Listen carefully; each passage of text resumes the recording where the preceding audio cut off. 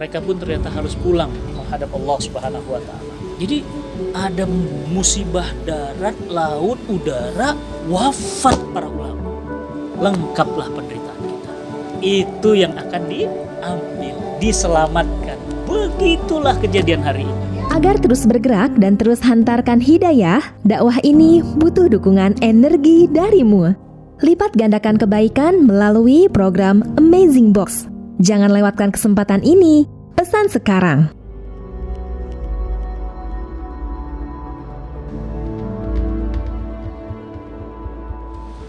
Assalamualaikum warahmatullahi wabarakatuh. Sahabat cinta Quran dimanapun berada, alhamdulillah kita bersyukur pada Allah Subhanahu wa taala. Allah masih memberikan kita kesempatan untuk bisa menghirup udara dunia dan mengumpulkan bekal-bekal amal soleh kita untuk dibawa pulang kita besok.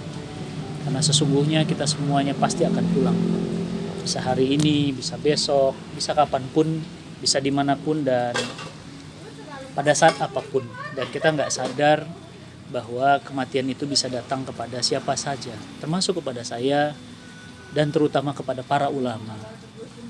Padahal para alim, para ulama adalah orang-orang yang dicintai Allah. Mereka pun ternyata harus pulang menghadap Allah Subhanahu wa taala. Dan ini yang menjadi fokus kita hari ini. Berapa banyak ulama-ulama yang pergi meninggalkan kita. Baru-baru ini misalnya Ustadz Maher At-Tuwailibi. Beliau adalah seorang alim, orang yang berilmu. Beliau kemudian orang yang berani menyuarakan kebenaran. Beliau menemui ajalnya pada saat beliau ditahan.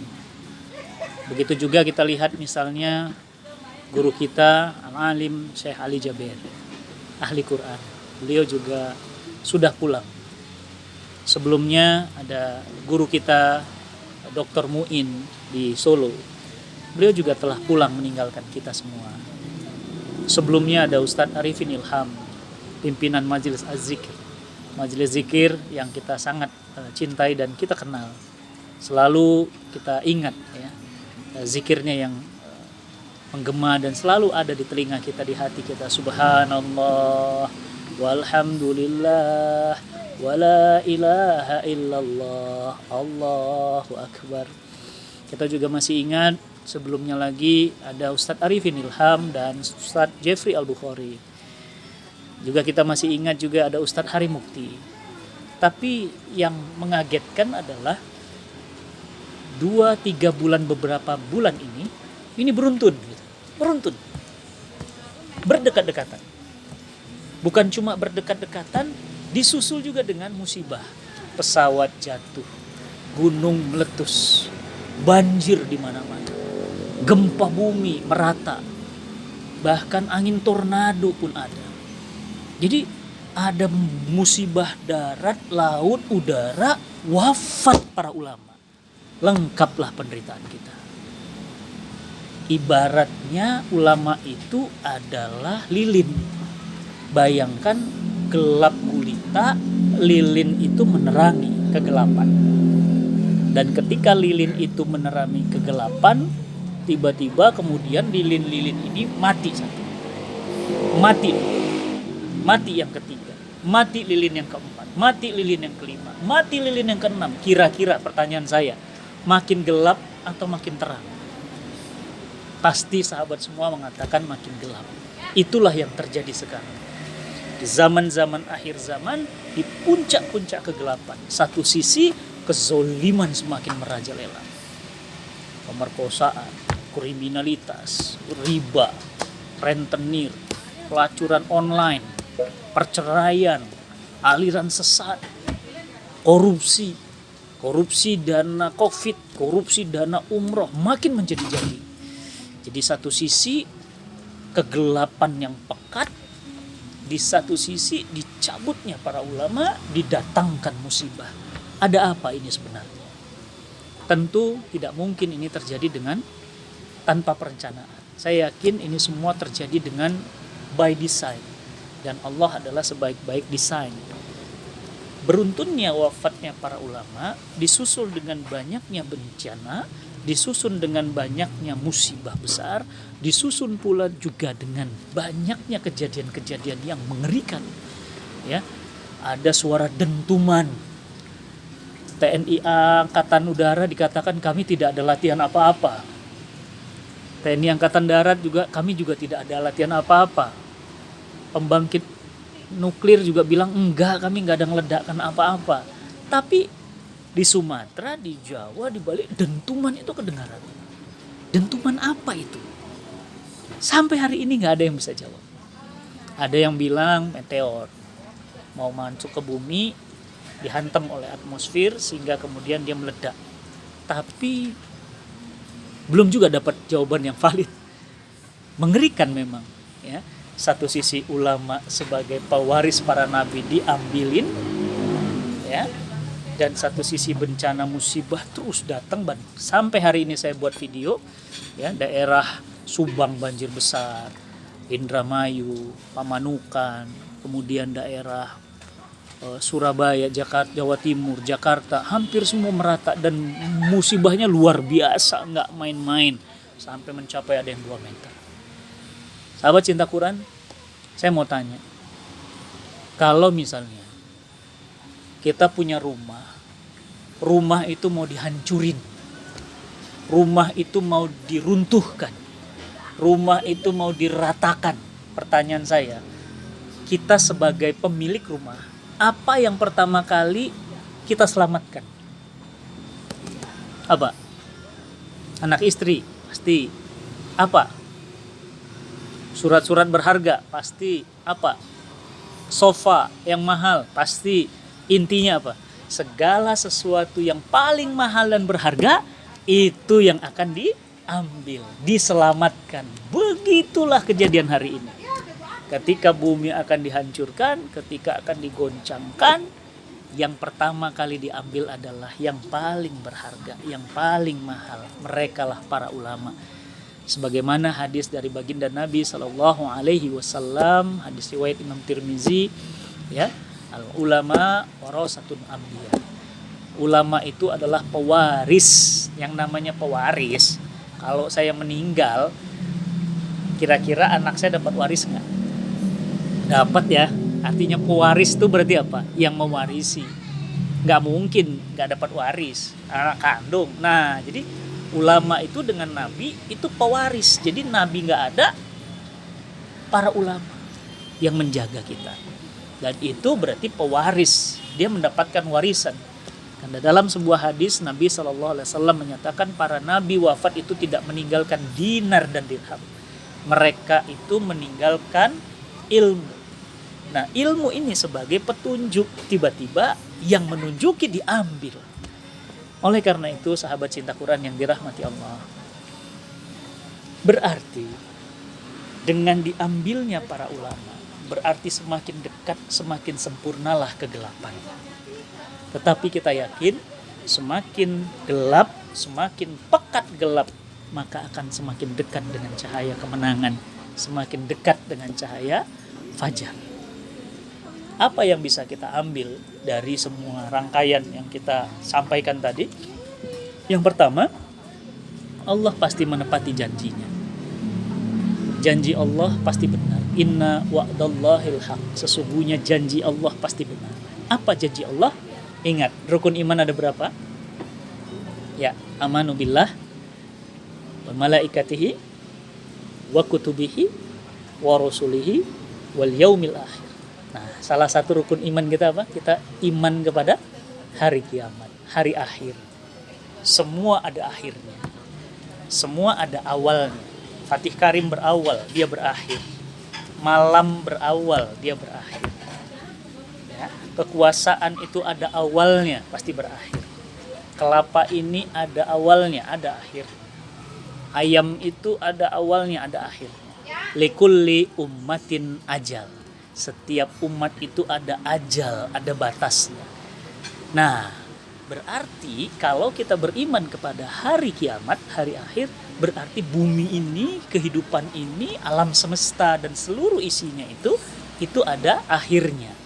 Nah, hari akhir itu semakin dekat. Inilah yang ditandai dengan banyaknya wafatnya para ulama, dicabutnya ilmu, ya. Nah, sehingga fix berarti tanda hari kiamat, tanda-tanda kegoncangan, bumi akan dihancurkan, matahari akan digulung. Lihat ketika Allah Subhanahu wa taala menjelaskan bagaimana kiamat itu terjadi. Misalnya di Quran surat At-Takwir, idza samsu kuwirat wa idzan nujumun kadarat. Allah katakan idza samsu kuwirat, matahari itu pusatnya tata surya. Kuwirat, digulung, berarti apa? Dihancurkan. Berarti kalau pusat tata surya dihancurkan, bumi, Mars, Pluto, Venus, Neptunus hancur semuanya. Kenapa? Karena sentralnya sudah hancur. Hancur. Mengerikan, dahsyat. Idza samsu kuwirat wa idzan nujumun kadarat. Dan jika planet-planet tadi, bintang-bintang tadi, semesta ini semuanya, ya, itu jatuh semua. Jatuh. Tidak ada yang lagi memegang. Jatuh semuanya. Plok, plok, plok, plok, plok, jatuh. Idza samsu kuwirat wa idzan nujumun kadarat. Ya. Wa idza biharu fujirat, dan jika lautan-lautan itu mendidih. Jadi matahari digulung, bumi ini dizalzala, digoncangkan, dan isinya dikeluarkan. Ya, idza zulzilatil ardu zilzalah, goncang, bumi ini goncang. Kalau ibarat kelapa ini dia goncang, keluar isinya, pecah. Ya, wa idza nujumun qadarat, bintang-bintang berjatuhan. Wa idza jibalu suyirat, jadi jika lautan itu mendidih, gunung-gunung pun berterbangan. Luar biasa. Gunung-gunung berterbangan. Ini akan terjadi. Dan akan datang masanya. Pasti. Pasti. Hanya masalah waktu saja. Nabi kita pernah ditanya, ya Rasulullah, kapan hari kiamat itu? Nabi malah balas bertanya kepada seorang sahabat. Nabi katakan, apa yang kau persiapkan tentangnya? Jadi Nabi tidak menjelaskan kapan datangnya, tapi Nabi justru fokus kepada persiapan apa yang harus kita lakukan.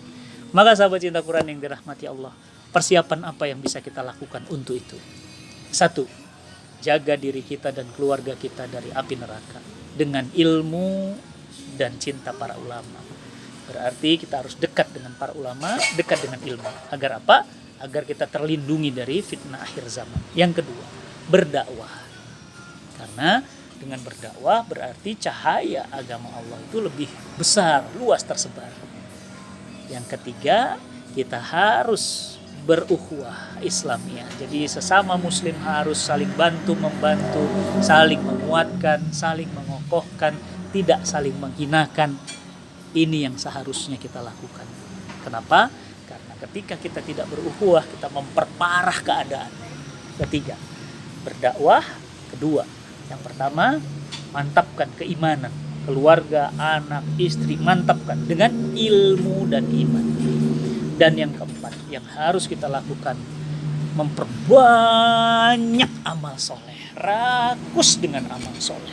Sholat duhanya udah, sedekahnya udah belum? Sedekahnya udah, sholat duhanya udah, tahajudnya udah belum? Tahajudnya udah? Tapi umrohnya belum. Umrohnya sudah, tahajudnya sudah. Apa yang belum? Wakaf. Ya, Cita Quran sedang membangun pesantren di Bintaro. Wakaf di sana. Titip 2 semen, 3 semen, 1 pasir 1 kilo, 2 kilo pasir 1 truk. Titip wakaf di sana. Berwakaf. Sehingga apa yang keempat pesan saya? Beramal soleh sebanyak-banyaknya, serakus-rakusnya. Dan yang kelima, banyaklah mohon ampun kepada Allah, banyaklah beristighfar dan bertaubat. Banyaklah bertaubat, beristighfar. Astaghfirullah wa atubu ilaih. Teman-teman semuanya, ada 5 yang harus kita lakukan di tengah-tengah ujian, banyak musibah, diangkatnya para ulama, dicabutnya para ulama, diambilnya ilmu, dan kemudian diwafatkannya para ulama. Ini menyebabkan kegelapan yang luar biasa. Berarti menjadi tanda-tanda pasti hari kiamat itu semakin dekat, hari zalzalah itu semakin dekat, hari di mana matahari, bumi dan bulan diaduk, dicampur, sehingga semua akan dihancurkan seluruh lantaknya. Dan pada akhirnya Hanya kepada Allah saja kita semua akan dikembalikan. Hanya kepada Allah, tidak ada sisa, tidak ada yang bersisa. Sehebat apapun kekuasaan Fir'aun berakhir, sehebat apapun kekuasaan pemerintah diktator di sebuah negeri, pasti akan berakhir. Baik diakhiri oleh Allah, dicabut ajalnya, atau Allah yang akan menghancurkan bumi dan seisinya. Maka sahabat cinta Quran yang dirahmati Allah, pada rubrik monolog kali ini, marilah sama-sama kita muhasabah diri, memperbanyak iman kita, menguatkan iman kita, mengokohkan ukhuwah kita, mencintai ilmu dan para ulama. Keempat, kita berdakwah, dan kemudian kelima, kita bertaubat. Banyak-banyak rakus dengan amal-amal soleh kita. Mudah-mudahan ini semuanya mendorong kita untuk nanti di yaumil hisab kita tidak termasuk orang-orang yang menyesal. Andai dulu aku bersedekah, andai dulu aku sholat malam, andai dulu aku menyebarkan kebaikan, andai dulu aku menolong dakwah. Mudah-mudahan orang yang menyesal itu bukan kita. Kapan penyesalan itu datang? Selalunya di akhir, ketika kemudian tangan tak bisa lagi bergerak, mulut tak bisa berbicara, mata tak bisa berfungsi. Di saat itulah penyesalan itu akan menghindapi kita. Maka sahabat cinta Quran, teruslah simak dan jangan lupa share semua tontonan-tontonan yang ada di Cinta Quran TV. Share semuanya. Dan jangan lupa beri subscribe untuk channel kita tercinta, dan yuk kita dukung program-program yang ada di Cinta Quran Foundation untuk mewujudkan Indonesia Cinta Quran. Salam Cinta Quran. Assalamualaikum warahmatullahi wabarakatuh.